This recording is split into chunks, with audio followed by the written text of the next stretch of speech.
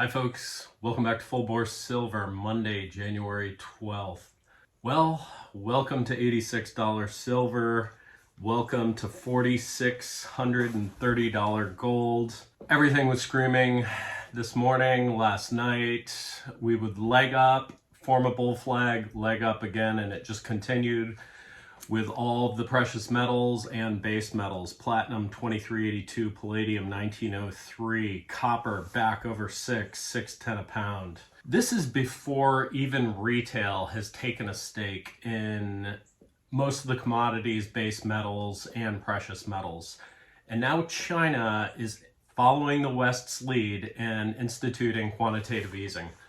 1.5 billion people are going to start stacking silver and gold under the same thesis that the government is going to print more, infuse more into the economy, debase the currency, and so they are going to stack a real hard asset. Just incredible to watch this price action. There's no let up in it. At this point, you're either a stacker or a slacker, and I don't think this thing pulls back. Even if it does, the premiums aren't going to reflect it, and there are millions of people sitting on the sidelines. 0.5% of Americans have physical precious metals. You've got some of the clown world that's into SLV and, instruments that BlackRock and the banks control. That is not stacking silver. Silver is real physical product. I do appreciate some of the commenters with their stacking hacks coming out and talking about local coin shops, and keep that coming. I really appreciate the comments. I also appreciate some of the new subscribers and listeners also from UK and around the world that are telling us what's going on in their locales. So that's really, really appreciated. Is silver too high to continue to stack? I think it goes to 3 digits soon. It is a real physical hard asset. What else are you going to invest in? Are you going to invest in money markets, bonds, etc.? The bond market is breaking. Take a look at the 10-year, take a look at the 30-year, 20-year. Yields are going up because there is a flight from investing in American debt. It is an untenable situation. And what happens when yields go up traditionally? Looking back over 100 years, well, precious metals go up, and also there is a flight from the traditional financial instruments like investing in the SPX and NASDAQ. Take a look at some ratio charts. Commodities, precious metals, and base metals are criminally undervalued. Bring up XAU-SPX on your trading view, that ratio chart. We're at all-time lows. We're in a trough of a wave right now. Gold is criminally undervalued versus the inflated stock market. Look at NVIDIA, all-time highs, $4 trillion plus company. Now you have China saying they've developed their own chips. They don't need Blackwell chips. China's developed their own chip lithography. They do not need ASML. They are moving out on without Western chips. It's the price to sales is now how they measure NVIDIA, not even price to earnings anymore. 33 times sales is what NVIDIA trades at. It's overinflated. I would divest of some tech. Look at these ratio charts, okay? XAG to SPX. Silver is criminally undervalued. Let's look at base metals, DBB to SPX. Again, it's down here in this trough. This is where you want to invest when we're on the floor, okay? Look at REMX to SPX, REMX, that's rare earth materials. Again, criminally undervalued. Look at the Bloomberg Commodity X, BCOM.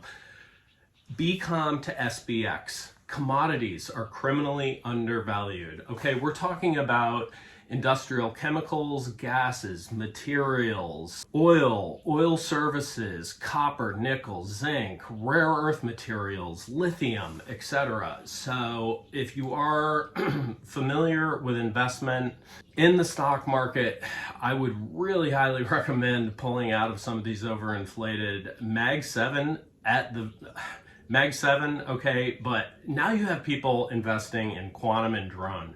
This space and AI, these spaces are so overvalued. It's so crazy. We've talked about the quantum companies. Their headquarters are in strip malls. It's wild. They're next to Chili's and Olive Garden, and then there's the Rigetti headquarters. I will say the drone companies do have some great names. Unusual Machines, fantastic name for a company.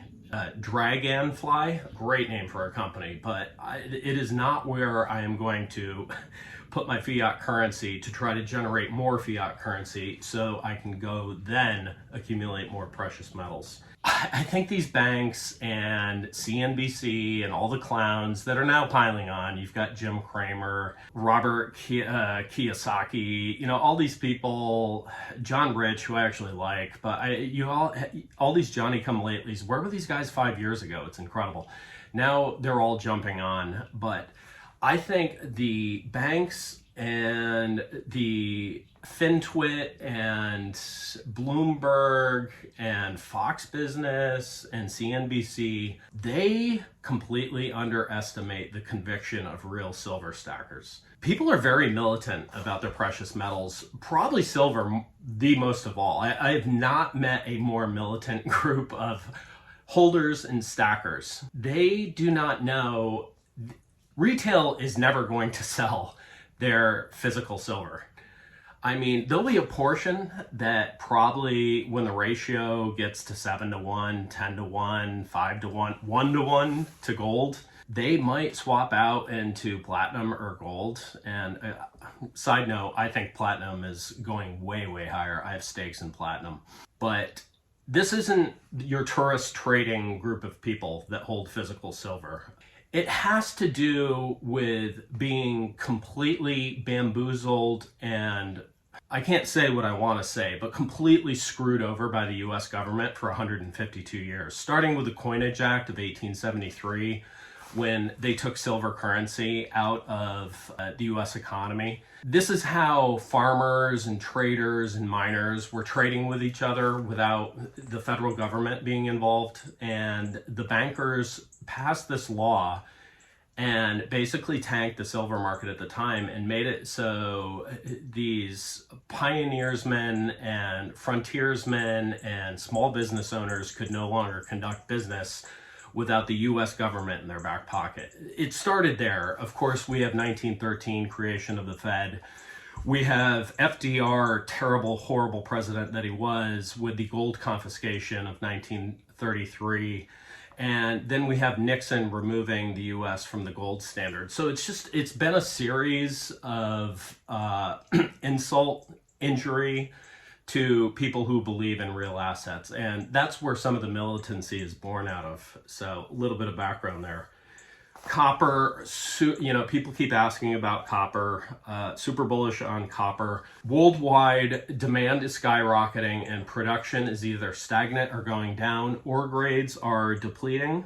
It takes 18 years for a copper mine to stand up, or never in the case of Pebble Mine in Alaska or Resolution in Arizona. Resolution is on Apache Indian grounds, and it'll probably never be permitted. Supposedly 2026, it could be. I'm skeptical. Pebble in Alaska is at the headwaters of one of the richest salmon fishing areas in the world, and I don't see that being developed unless the economy is in real dire need of copper, which is projected by 2030. I am interested in Ivanhoe, IVPAF, copper, zinc, platinum, palladium, nickel. They mine in the DRC and Congo.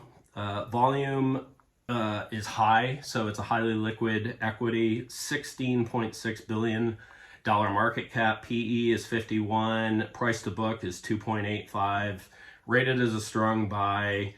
It's the fastest growing copper mine in Africa, with Kamoa-Kakula, Africa's largest smelter. 400,000 tons of copper was smelted there in 2025. But I'm also interested in oil, platinum, materials, chemicals, industrial gas, oil services, Traditional names, conservative names, I think probably indexes are best if your risk tolerance is a little bit lower, maybe you're a little older. If you're young, you have a high risk tolerance, then you're going to want to look into individual equities and smaller cap companies. But I think a happy medium, if you have medium risk tolerance and you're keeping this a reasonable portion of your portfolio. I love Alcoa, Albemarle, Schlumberger, Exxon, Chevron, Barrick, Newmont, Cameco, BHP, Rio, and Glencore for copper exposure, Linde for gas. I like Cleveland Cliffs for iron ore and steel. I think commodity bull cycle starts 6 months, a year ago, and we just keep going like this on all the commodities. You don't believe me? Go look at those ratio charts that I talked about earlier. Anyway, what an amazing night last night and morning. We are exploding. So we're going to keep an eye on this all week long. Thanks so much for watching Full Bore Silver. We'll keep you up to date and abreast of all developments. Like, subscribe, share. Talk to you soon.